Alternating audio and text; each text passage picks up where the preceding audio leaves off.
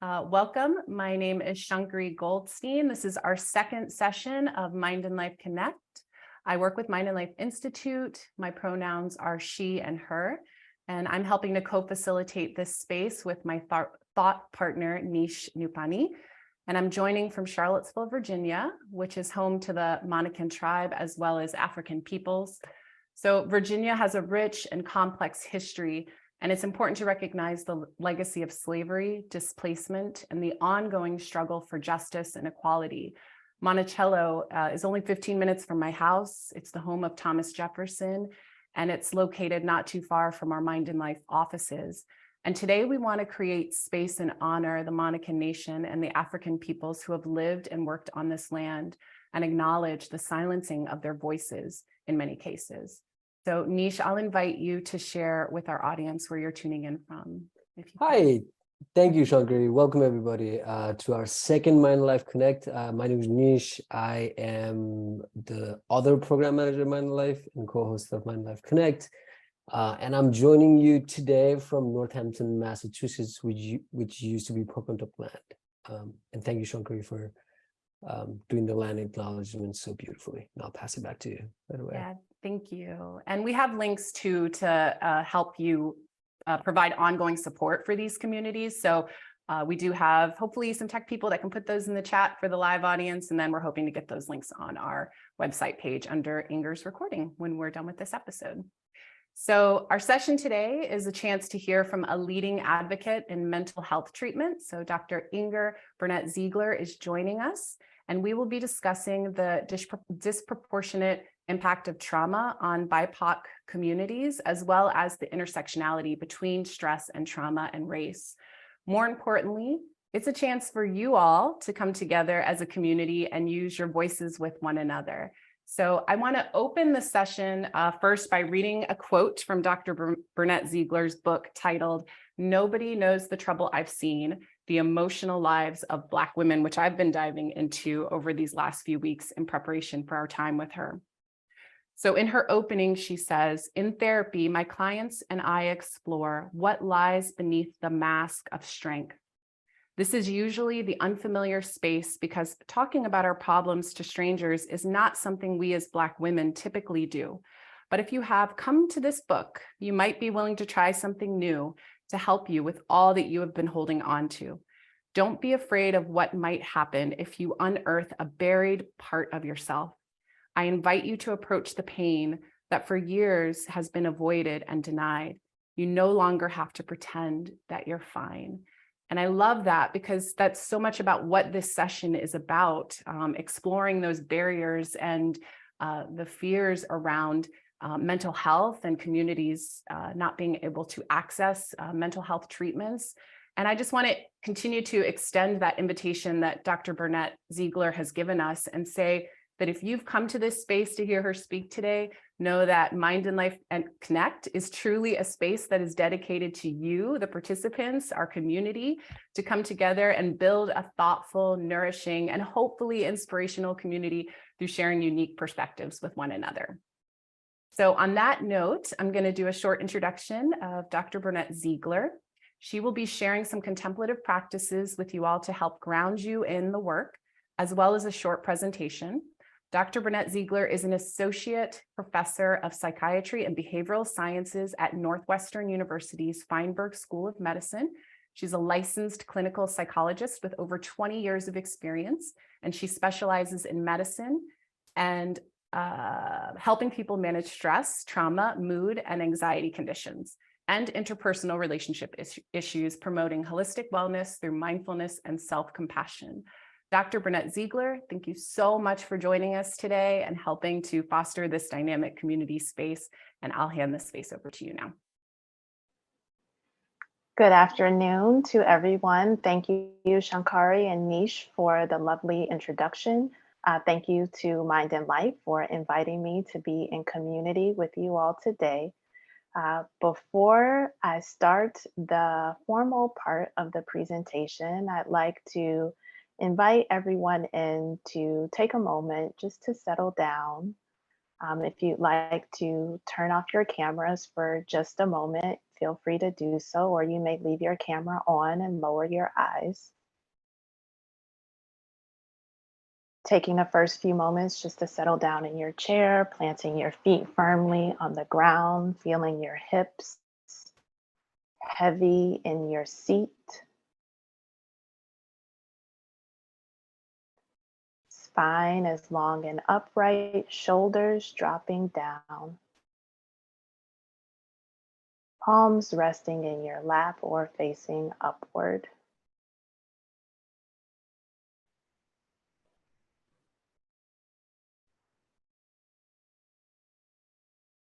Taking these moments to just be.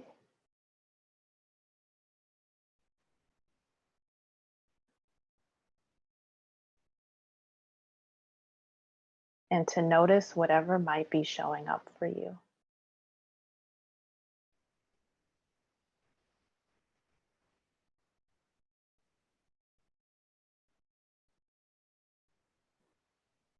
As you're arriving into your space,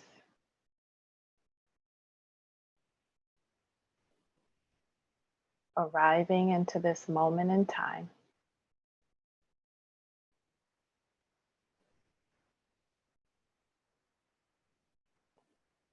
arriving into your body,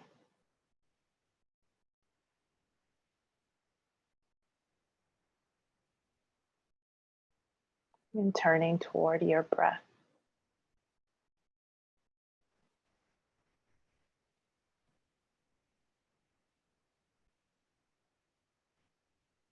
Knowing that there's nothing for you to do in this moment other than to just be.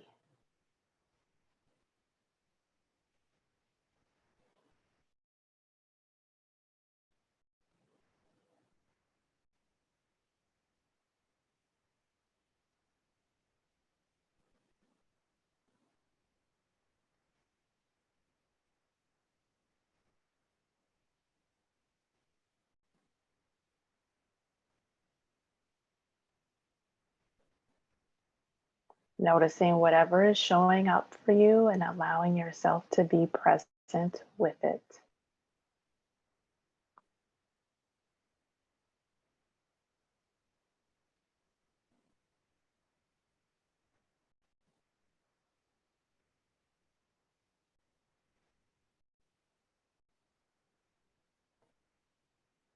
Inviting any thoughts, feelings, physical sensations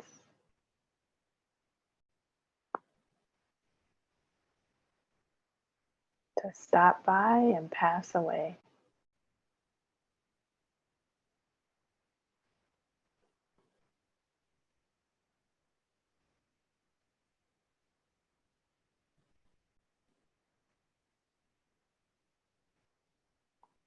Just noticing,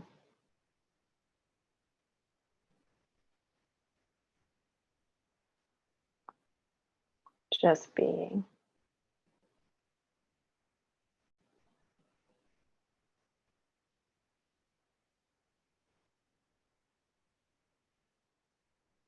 I invite you to take a few more moments right here.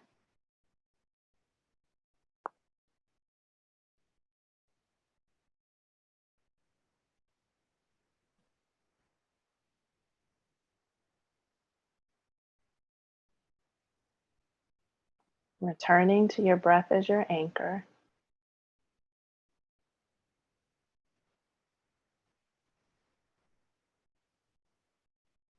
And returning to your space.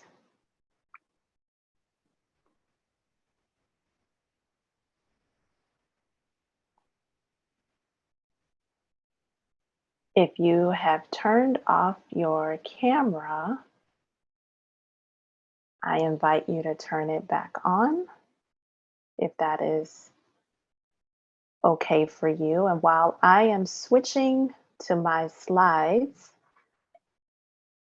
I like to ask you to just take mental stock, or you could even share in the chat actually anything that you noticed in this moment. I think that would be nice if you shared it in the chat. Thoughts, feelings, physical sensations, things that came up for your environment. And perhaps we'll turn back to that when we go into the breakout rooms. In the meantime, I'll be switching over. Okay. So today I'll be talking with you briefly about the relationship between stress, trauma, and the body. The American Psychological Association puts out a report indicating the top 10 stressors reported by Americans. And in that report, they indicate that the top stressors are money, work, the economy, relationships, personal health, housing costs, job stability, family health, and personal safety. And of course, we can look at these stressors and think about those that have been particularly relevant over the past 3 years as we've moved through the COVID-19 pandemic. We know that Black adults experience a disproportionate burden of stress, so more stress related to employment, poverty, racism and discrimination, and trauma. And in our conversation today, I'll be focusing specifically on this unique stressors experienced by those in the Black community, as well as trauma. In a survey that I conducted inquiring about stress experienced among Black women indicated these were their top stressors: making and saving money, being a provider and caretaker, being a single parent, safety of their children, personal and family health, fear of disappointing themselves or others, feeling not good enough, feeling unsafe, and living while Black. I'd like to highlight provider and caregiver stress is a particular stress that is greatly reported as among Black women, recognizing the role that economic disparity plays in this burden of stress among Black women. Knowing that a fourth of Black women live in poverty, more Black women are unemployed, and despite these economic disadvantages, Black women carry the greater share of burden of being the provider of care and caretaker for their family, with more Black children living with a single mother, and Black women more likely being the sole earner or earning the majority of income in their households. Most people have experienced some form of trauma at some point in their lifetimes, with an estimated 70% of people in the general population having experienced some form of trauma.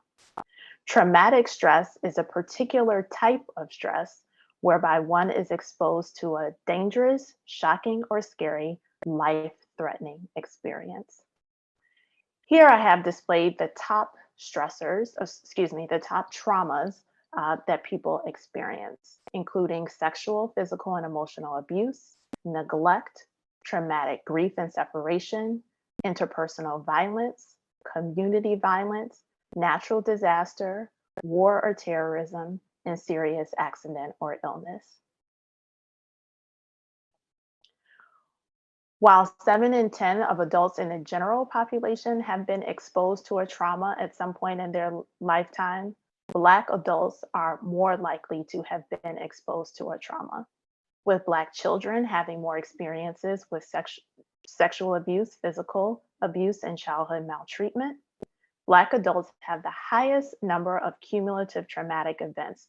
So not only having been exposed to one trauma, but being exposed to traumas repeatedly over the course of their lifetime. This repeated exposure to trauma is associated with higher rates of PTSD among Black adults, with estimated lifetime prevalence rates of 8.7 among Black adults and 7.4 among white adults. With poverty, exposure to discrimination and chronic stress, microaggressions, and negative interactions with family members being risk factors. The majority of those in general and specifically within the Black community, the majority of those in general and specifically within the Black community do not receive professional help for their traumatic stress.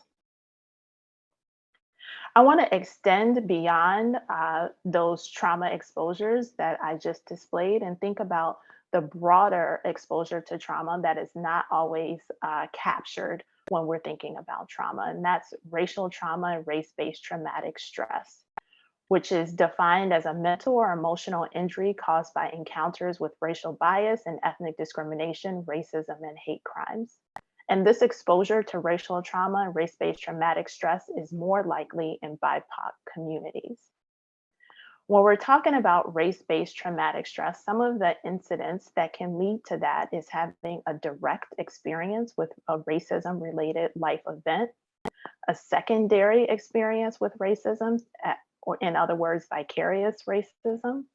And that can occur through media exposure, social media, conversations, even listening to conversations about exposures to racism, potentially through the work that one might be doing. Microaggressions that occur in the workplace or beyond, chronic contextual stress, collective experiences of racism, or in other words, one's experience with racism that might not be personal, but might be racism that's directed toward a family member or directed toward the ethnic or cultural community that one identifies with. And transgenerational transmission of group trauma. In other words, the ways that trauma can be passed on through imprints in the genes and the body. We know that about 2/3 of those who are Black and Hispanic report daily discrimination, such as being treated with less respect, being threatened or harassed. About 1/4 of Black women report receiving monthly microaggressions. And this exposure to stress in general and traumatic stress specifically has an impact on the physical body, whereby stress-related hormones are more likely to be produced, such as cortisol. Moving from race-based traumatic stress to another type of trauma exposure, including intimate partner violence, whereby over 12 million people experience intimate partner violence a year. 1/3 of women experience physical violence by an intimate partner in their lifetime, and more Black than white women are exposed to intimate partner violence. Of note, 50% of female homicide victims are killed by their intimate partners, and this most often happens at the point of separation. We know that commonly it is very difficult for those who are in intimate relationships whereby there is abuse and violence for a variety of reasons, social, economic reasons, for people to separate from these relationships. And it is at the point of separation where they are at greatest harm for unfortunately losing their lives. When we think about trauma exposure, there is a relationship between trauma exposure and developing PTSD. However, not all people who are exposed to trauma will go on to later develop PTSD. An estimated 1 in 5 people who are exposed to trauma in their lifetime will develop PTSD or post-traumatic stress disorder.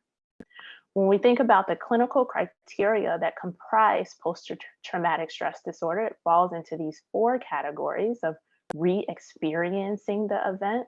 So thinking about it through flashbacks, bad dreams, memories, avoidance of things that remind the individual of the event, places, things, objects, even particular thoughts or feelings that remind them of what took place during that trauma. Arousal, physical arousal and reactivity, being nervous, on edge, having difficulty sleeping, and changes in cognition and mood, difficulty with memory, mood changes whereby an individual might be consumed with feelings of guilt or self-blame, which if left untreated can develop into depression and anxiety. Honing in on that third category of arousal and reactivity, those physiological symptoms of trauma in the body. We know that this can show up in some immediate ways as well as in some delayed ways. So, immediately, when one has been exposed to a trauma, they may notice gastrointestinal issues, sweating, feeling lightheaded or faint, muscles tremoring or shaking, elevated heartbeat, extreme fatigue or exhaustion, feeling more startled, and depersonalization or feeling outside of your body. We know that exposure to trauma can lead to some long term consequences, including physical consequences such as disturbances in sleep, difficulties with attention and concentration, appetite changes, being more prone to infection, more fatigued, elevated cortisol levels, as we've already discussed, hyperarousal, the sense of being always on edge, worrying about the next bad thing happening, and long-term physical health effects. We know trauma has been linked to a number of chronic health conditions, including cardiovascular disease, obesity, and other chronic health conditions, obstructive pulmonary disease as well. I want to make a note that particularly some of these immediate physiological reactions, while we're talking about responses to traumatic stress specifically, we see some of these physical reactions when faced with a stressor that may not be categorized as a trauma. Trauma shows up profoundly in the body, particularly in the brain. It's stored in the amygdala and the hippocampus, the memory and emotional centers of the brain, and contribute to these feelings that I've named, this feeling of being overwhelmed, on edge, muscle tightness and tension, chest tightening, memory difficulty, and brain fog. Trauma impacts how we store memories, and also a trauma impacts the way that we have processed the traumatic event. Exposures to general stress and traumatic stress can lead to increases in stress hormones such as cortisol in the body. That difficulty in attention and concentration can contribute to poor executive functioning or decision making in our brains. And as I briefly mentioned in a couple of slides ago, there is some early research that's looking at the role of trauma and epigenetics, whereby past generations that have experienced a trauma, there's research that's looked at how those traumatic exposures have left an imprint on the genes that impact health functioning in future generations that have not directly been exposed to that particular trauma or any trauma. Coming back to the broad umbrella of stress, we know that stress contributes to our thoughts and feelings, contributes to changes in the physical body, and contributes to impairment in behavior as well. So stress can be related to feeling more irritable and anger, leading to depression and anxiety. Stress can be related to headaches, fatigue, gastrointestinal issues, muscle tightness and tension, and leading to sleep disruptions, unhealthy eating, and substance misuse. And this stress impacts our wear and tear on the physical body as well as aging. And there's a scholar at the University of Michigan by the name of Arlene Geronimus who's coined the term the weathering hypothesis that describes the ways that stressors can contribute to wear and tear on the body, particularly among Black women. And what she has found is that Black adults experience early health deterioration as a result of repeated exposure to social and economic adversity. This weathering term that she has coined is a composite of a number of biomarkers, including blood pressure, cholesterol, BMI, and others. And she's found that Black women are most likely to have this high weathering score, high wear and tear score. and that by age 45, 50% of Black women had a high weathering score, and this is not fully accounted for by poverty. So really demonstrating that those stressors, that disproportionate burden of general stress as well as traumatic stress has an impact on the physical body. Additionally, Dr. Sierra Carter has looked at the role of discrimination on accelerated cellular aging. And she has found that discrimination in youth is associated with not only depression in young adulthood, but earlier accelerated cellular aging. So again, demonstrating how race-based traumatic stress in particular leads to life expectancy, can play a role in life expectancy. We know that stress, emotional stress, chronic and acute stress is closely related to a number of other chronic health conditions and related to health disparities in those chronic health conditions, whereby white adults have a 4-year life expectancy, greater life expectancy than those who are Black.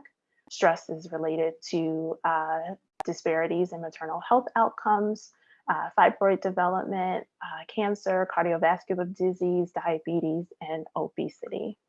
And I want to call out in particular the role of stress in maternal health outcomes, whereby there's some early thought that stress is playing a role in maternal mortality, low birth weight in preterm infants, in miscarriage and stillbirth. And of course, this has been a topic of much discussion of late, while disparities in Black maternal health outcomes persist, and research is demonstrating that they are not accounted for by economic factors. Bessel van der Kolk has done a lot of really groundbreaking work looking at the role of trauma in the body, the author of the book, The Body Keeps Score. And he has this quote that says, "Trauma is not just an event that took place sometime in the past. It is also the imprint left by that experience on the mind, brain, and body."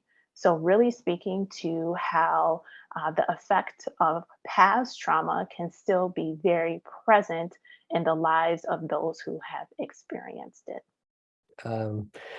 So the next part of the program is you'll get to, we're just going to do an open Q&A sharing session with Inger. The way we do this is if you have a question, please use the raise hand feature in Zoom. I think it stays under the reactions tab. To raise your hand, and then we'll invite you up so you can ask a question directly to Inger. While you all get set up and come up with the questions, I'm going to take my sort of host privilege to have, I have a question for Inger right away. Inger, I don't know if you are all aware, but Inger wrote this incredible book called Nobody Knows the Trouble I've Seen, The Emotional Lives of Black Women, which I think everybody should read. And Inger, you say that in that book, you provide a roadmap to help Black women find the balance between strength and vulnerability. And I think we all kind of need to find that balance in our lives. Are there any suggestions, tips you want to elaborate on what that means and how you present that information in the book for us, please? Thank you. Yeah, thank you, Nish, for the book shout out. I Say always that. appreciate an opportunity for that. So thank you. And so what I'm referring to there is the way that Black women, specifically many Black women, have been culturally taught to cope with stress and trauma, and that's through all enduring strength. Strength at what sometimes comes at a personal cost.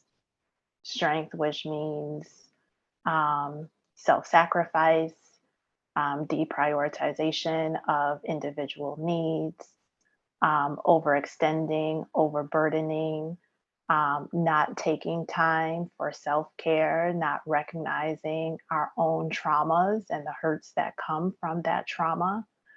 and not feeling like it is permissible or okay to be able to acknowledge those wounds. That I think has been the historical, cultural definition of strength. Um, and I think that that's changing, and I am excited about that change. I think that's changing as more people generally are thinking about mental health care and self care. And I think particularly more Black women are starting to think about what it means to better take care of ourselves and the risks that come with not taking care of ourselves, the great emotional turmoil that can come with that. And so, specifically, I mean, strength is being able to say, I experienced this, and this is how it's harmed me, and this is the help that I need to heal. That particular recognizing of a need for help and accepting the hand that's being extended, I think is a form of strength that is not always seen as such. But I really try to invite people to see taking help, asking for help, taking a pause, setting your own boundaries in service of your own health as also being indicators of strength. Thank you for that question, Nish. Thank you so much, Inger. I keep thinking about my own conversations with my male friends about what strength means so it's very relevant there as well. We have Maha who's raised their hand. I'd like to invite Maha to ask their question. Maha's going to be at SRI as well, so I'm looking forward to seeing you, Maha. Please unmute and ask a question. Yeah.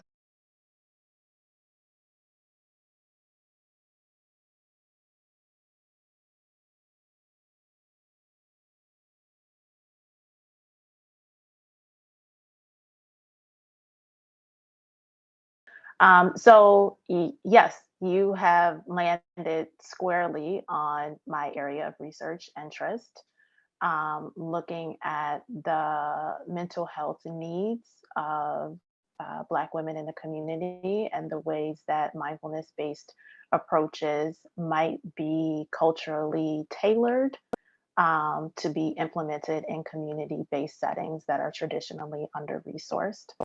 Um, the project that I've been leading for the past 5 years has been a culturally adapted version of MBSR, mindfulness-based stress reduction, adaptation in terms of images, the poetry that's used, the examples, adapting in a way that particularly resonates among Black women.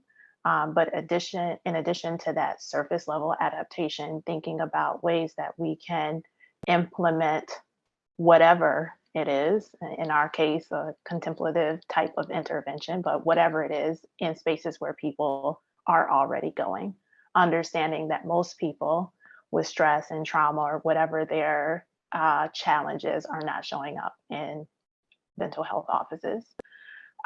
So in terms of future directions, I remain very committed to communities of color, women of color, trauma exposed women of color, and as a population of interest.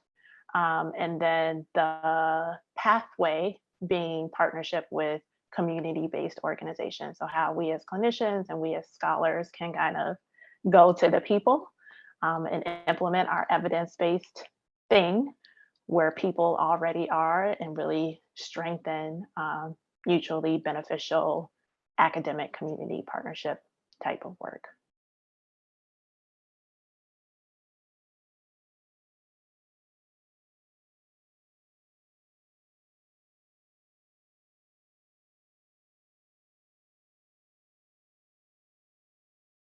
So there's some early research that has looked at the descendants of people who have been trauma exposed and found that those individuals who had not been directly exposed themselves, there was an imprint left on their genes that increased their vulnerability to mental health as well as physical health conditions. And this research is a little bit not controversial, but not definitive yet, but kind of building line of research really suggesting the way that trauma can not only show up in our individual bodies, but can also be, the effects can be passed on to future generations.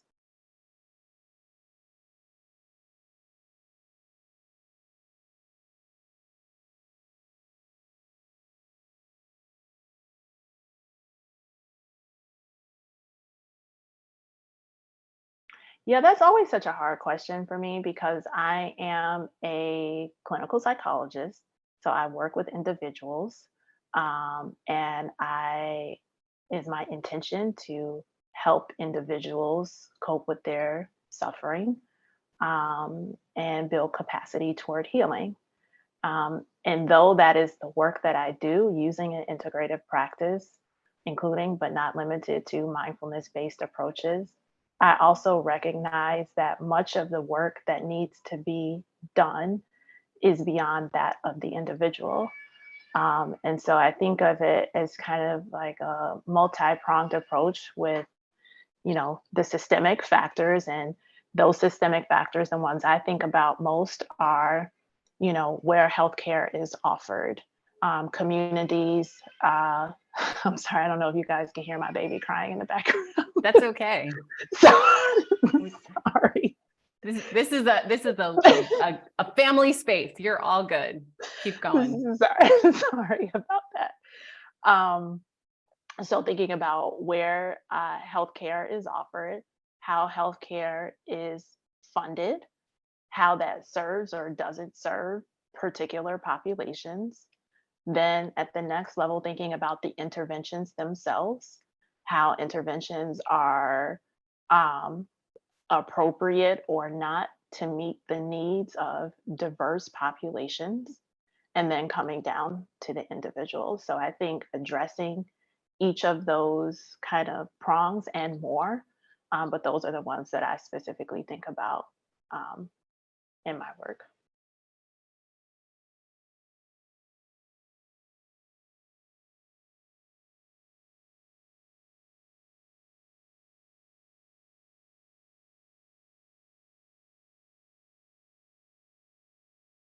Some signs are anxiety, I think is kind of sometimes people lead with the anxiety and it might look like a generalized anxiety, but depending on the history and kind of the story that's coming with that, there may be a history of trauma behind that.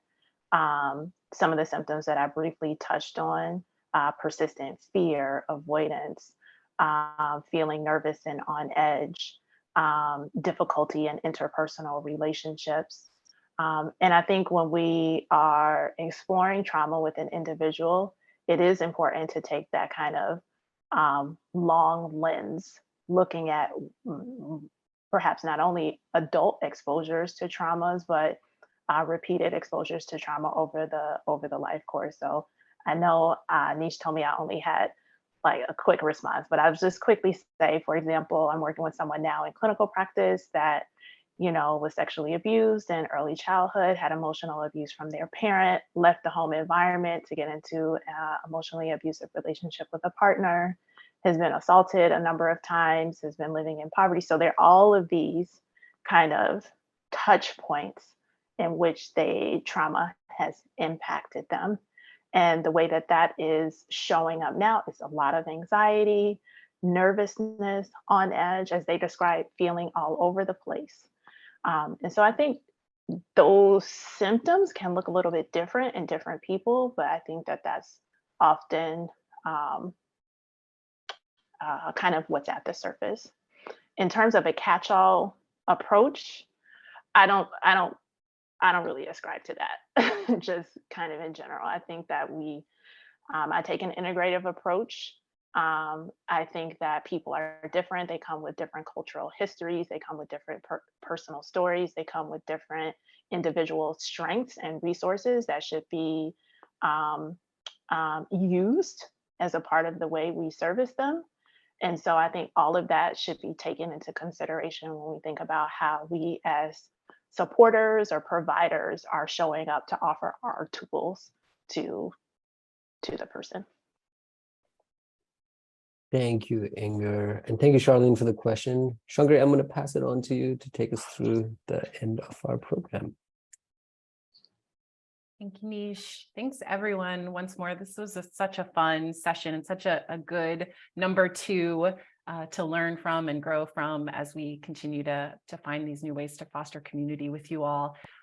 So on that note, we hope that you can join us for our upcoming Mind and Life Connect with Dominique Melbranch on trauma and resilience, taking place on May 25th. So you see a recurring theme here. That's going to kind of be our thing for the next, for these 3 months is we're talking about trauma, we're talking about stress, we're talking about body right now, and we'll move into other topics in the fall.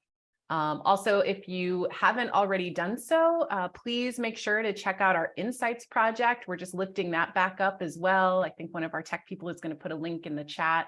And you can also find it on our Mind and Life website for those tuning in on the recording. This is a journey into the heart of contemplative science. The Insights project is located on our website. It's chock full of curated articles, podcasts, artwork, and resources that really speak to personal well-being and embodiment, much of what our Cycle 1 Mind and Life Connect explores, so you can further your investigations there. And on a final note, we hope that you'll be able to fill out our short 3 to 4 question survey, which is going to pop up at the end of this webinar. This information has been really helpful and valuable in informing and supporting our presenters in how we continue to craft this space for you all. So thank you once again from Nish and I. And on that note, I will pass it over to Inger to lead us in a guided practice. And I give my thank yous to Nish and Shankari, Mind and Life, and each of you again for sharing this space. Just as we started, I would like for us to close, turning off your camera if you'd like, or lowering your eyes, returning to your seat.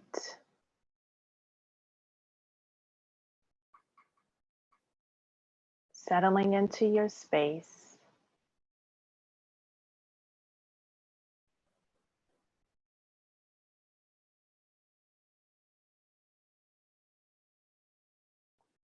Settling into your body.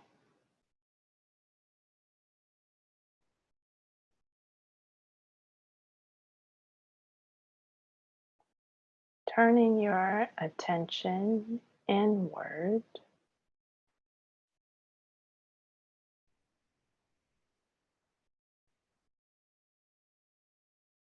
And landing on your breath.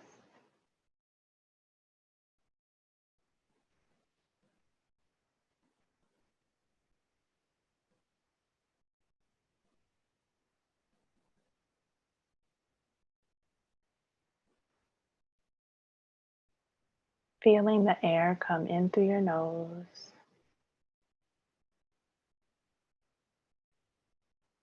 Down your throat.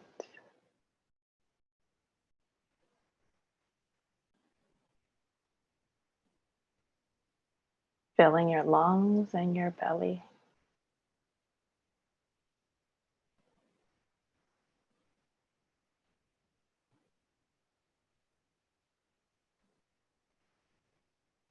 Noticing your belly as it expands and contracts.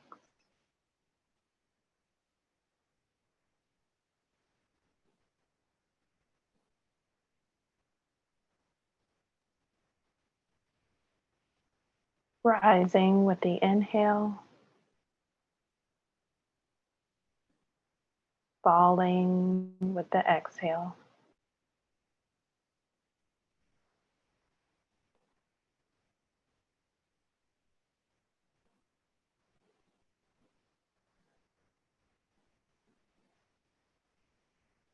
Riding the wave that is your breath.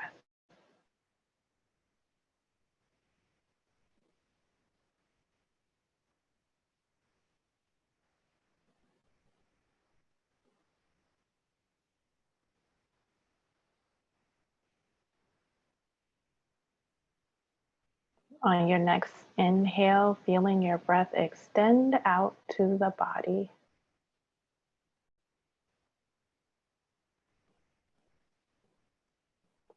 Reaching out through each arm, the palms, your fingertips.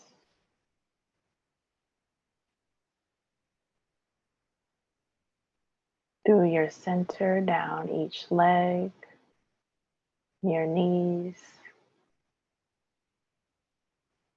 the soles of your feet.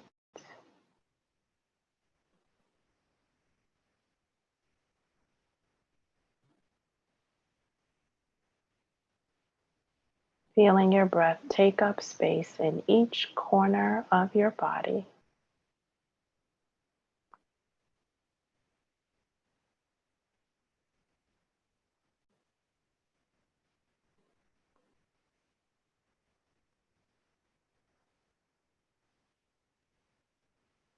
And noticing what is there.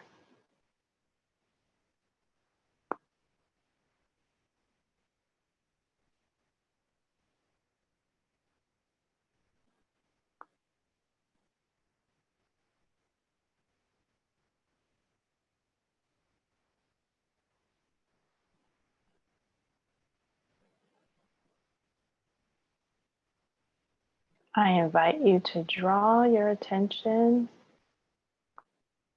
to your center, landing on your heartbeat.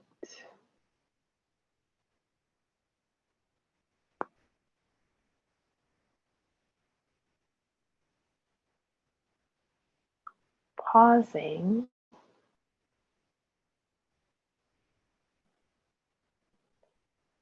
and observing if you can feel that sensation.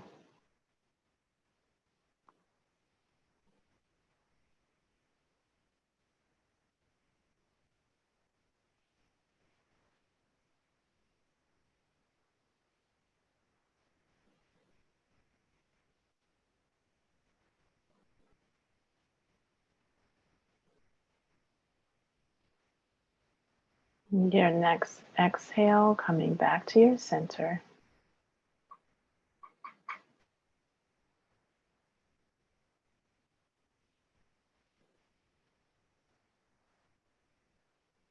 Deepening your breath with a few inhales and exhales.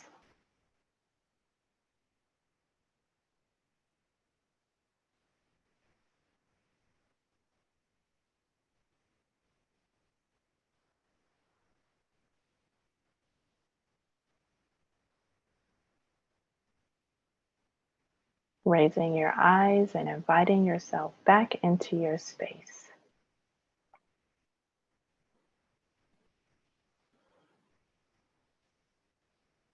Thank you once again, my friends. I hope to see you another time soon.